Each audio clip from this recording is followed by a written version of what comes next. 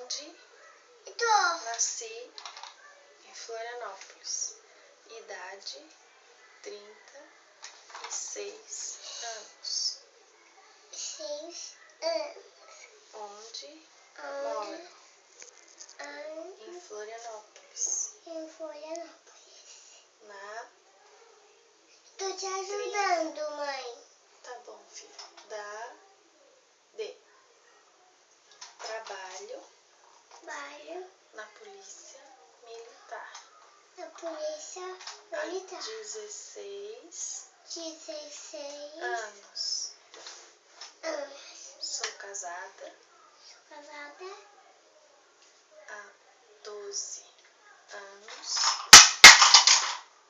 Tenho um filho, homem, idade 3 anos. Chamado Heitor, meu nome. Você.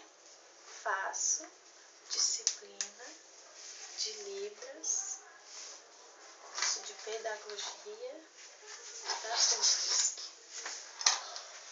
7ª fase.